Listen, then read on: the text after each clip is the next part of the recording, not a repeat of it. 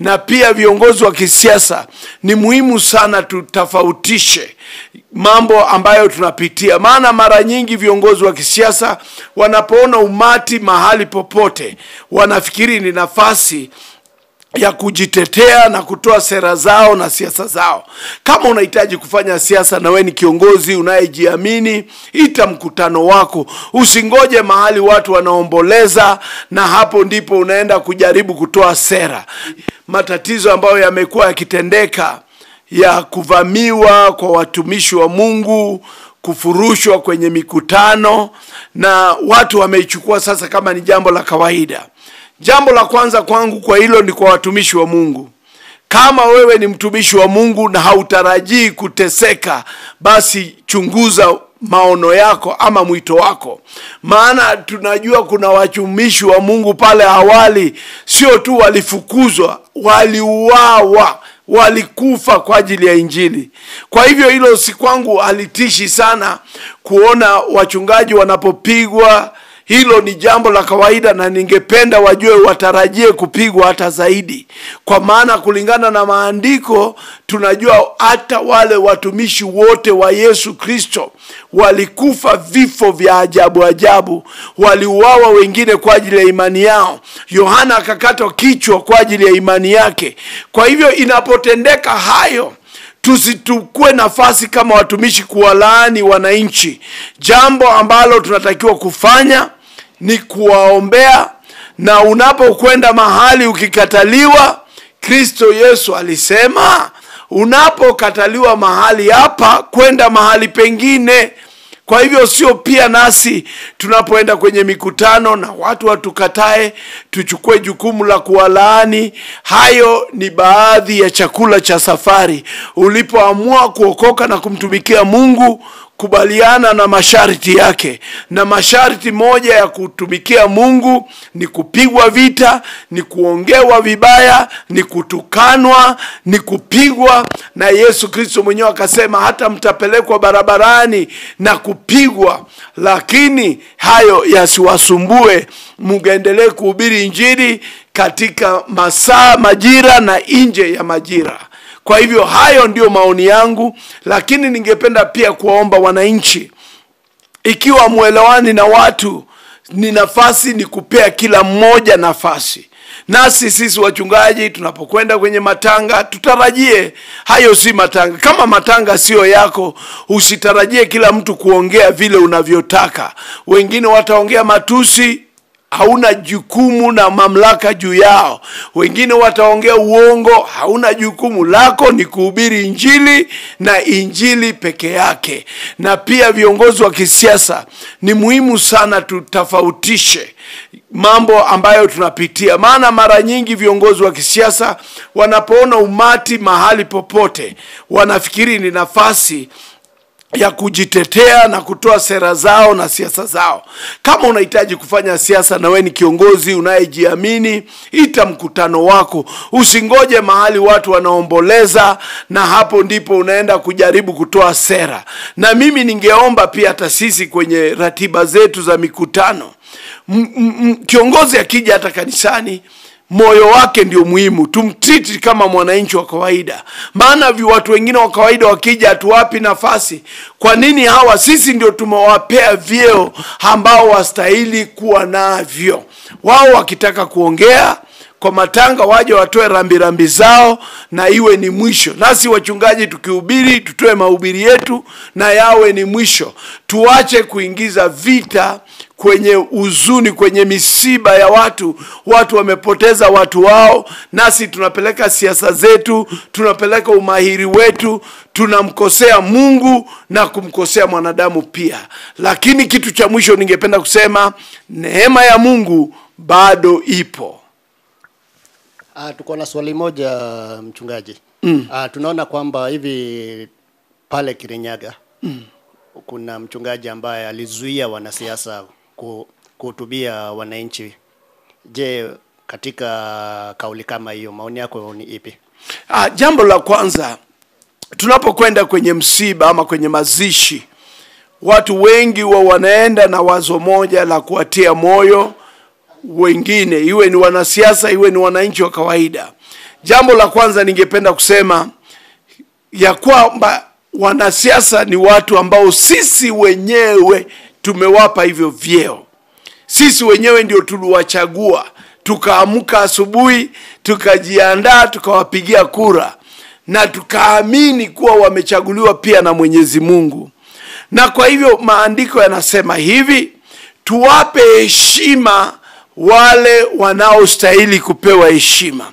Kwa hivyo ukweli wa mambo ni kuwa mwanasiasa akija kwenye mkutano wowote, kwa sababu ya ile heshima amepewa na wananchi, ni vyema kumtambulisha na kumpa hiyo heshima, na anaweza kusema vile anavyotaka. Ila pia ni muhimu wanasiasa mnapopata hiyo heshima kuitumia kwa hekima. Kwa hivyo jambo la kwanza ningependa kusema, wanasiasa au kiongozi yoyote akija kwenye hafla yoyote, iwe ni mazishi, iwe ni hafla ya kanisa, ni muhimu kutambulishwa, maana ni mtu aliyetambuliwa na wengine, ndio maana akawa kiongozi. Ila tusiwe pia wabinafsi kusema ya kuwa kwa sababu hili ni kanisa hatutakubali watu wengine kuongea. Ni muhimu kujua mawazo na mahusia ya watu wote. Lakini kwa jambo hilo ningependa kusema pia, wanasiasa, ni jukumu lenu unapopata hiyo nafasi, iwe sio nafasi ya kukashifu wengine, kutoa matusi kwa wengine, maana huwa ni wakati mtakatifu tunapo pengine kumsindikisha yule ambaye ametuacha. We need to stick to agenda, and that will bless both of us. Je, na kauli yako kwa vijana ama wale wote ambao wanajiandaa ku occupy kanisa ya Winners Chapel, ni ipi pia pale kwaitwaje? Roysambu ndio. Okay, kauli yangu kwa vijana, maandiko yanasema hivi katika Biblia. Paulo anasema, nimewaandikia vijana kwa maana mna nguvu. Hatuwezi kubishana kusema vijana hawana nguvu. Na hiyo ndio kwa miaka mingi taifa halikutambua ya kuwa kuna vijana ambao wanahangaika, wamesoma, wana elimu, wanahitaji msaada mwingi na wana nguvu, na hizo nguvu lazima wazitumie kwa njia moja ama nyingine. Licha ya kusema hayo mambo mazuri kuhusu vijana, ningewaomba pia wajue hauwezi kuzima moto na moto mwingine. Kama vijana wangelipenda kabisa kuwa wa heshima, yale ambayo wametoa tayari kwenye mitandao yametosha. Sio vizuri wao kwenda kuingilia kanisa kwa sababu kanisa lilipokea msaada. Na ikiwa tutakosa kushutumu jambo hilo, kesho huenda ikawa ni mimi, kesho huenda ikawa ni wao vijana pia. Wao vijana siku moja watakuwa wazee. Kwa hivyo mimi ningependa kuomba, ikiwa inawezekana, ni muhimu wenyewe kutafuta njia mwafaka ya kuto kuingilia mazingira ya kanisa kwa sababu eti kanisa lilipokea msaada. Kwa hivyo mimi ningeomba na ninawasihi wale wanaweza, maana pataweza kuanza kuunda furugu, na ajabu ya kuwa wakati furugu yoyote inaanzishwa na vijana, wao vijana ndio wanaopoteza, na baadaye kutatokea kiongozi mmoja nyuma atafaulu. Tunagundua kama juzi walipokwenda kwenye parliament walifanya kazi nzuri, lakini ni vijana wangapi wamefaidika kupitia jambo hilo? Unagundua walimfungulia mtu mwingine nafasi ya kufaidika. Kwa hivyo ningependa pia vijana wasitumiwe. Vijana wasitumiwe eti wakati kosa linatendeka wanachocheana ya kuwa wataenda kuvamia mahali. Watavamia ndio, baada ya kuvamia ni wengine watakuja kufaidika na mambo hayo. Kwa maana kuanzia baada ya ile furugu ya pale swali yangu ambayo inaniumiza ni vijana wangapi walikufa na hawana kumbukumbu? Ni wengi. Ni vijana, nilimuona kijana mmoja kiwete kule Kisii, hana mtu hata kiongozi mmoja anayemkumbuka. Na kwa hivyo ningependa kusema, ikiwa wangelipata kusikia maneno haya ambayo ninaongea, ombi langu ni kuwa wapunguze moto. Yale wamesema yametosha, na imekuwa ni onyo kubwa kwa sisi wachungaji kuwa waangalifu.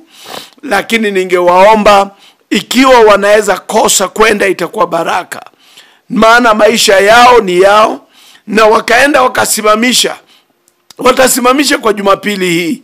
Hiyo nyingine mambo haya yataendelea. Jambo muhimu ambalo ningependa kusema na watu wajue, wanasiasa wana tabia moja, na hii tabia yao ni kuwa kile kitu unacho kikashifu juu yao ndicho kitu wataendelea kukifanya, maana hicho kitu ndio kinawafanya wajulikane zaidi. Hiyo ni point kubwa sana. Kila kitu ambacho unawakataza, kwa mfano wakati rais alirudishiwa hela na kanisa lingine, alitafuta lingine ambalo linaweza kupokea. Wengine wangelifikiria ingelikuwa ni mwisho wa rais kufanya jambo kama hilo. Wakati rais amekashifiwa mambo ya kutaja mabarabara, utagundua mahali hata hakuna swala la barabara akiitwa ataongea kuhusu barabara, maana hilo ndio watu wanataka kusikia. Wakati mheshimiwa wetu waziri mkuu, aliyekuwa waziri mkuu, watu walikuwa na mkashifu kwa jina kitandawili, utagundua mahali popote anaenda, hata wapi, ataanza na hicho kitandawili. Kwa hivyo ni sisi tunawapa nguvu ya kurudia yale ambayo wanaona wanapata nayo nguvu kujulikana. Kuna mtu alisema positive publicity and negative publicity, they are all publicity. Kujulikana vizuri ama vibaya bado ni kujulikana. Kwa hivyo mimi ningeomba vijana, tafadhali tutulie, tusiende kuharibu maisha yetu ama kukumbana na serikali. Tuache Mungu atupiganie. Ikiwa yule mchungaji vile atakavyoamua kufanya na fedha hizo, hilo ni jukumu lake, lakini ningependa kuomba pia wale wanaotoa, ili tusikue na janga kama hili kutendeka tena kwenye taifa letu. Unapotoa, toa katika siri, ili Mungu anayeona kwa siri akulipe waziwazi.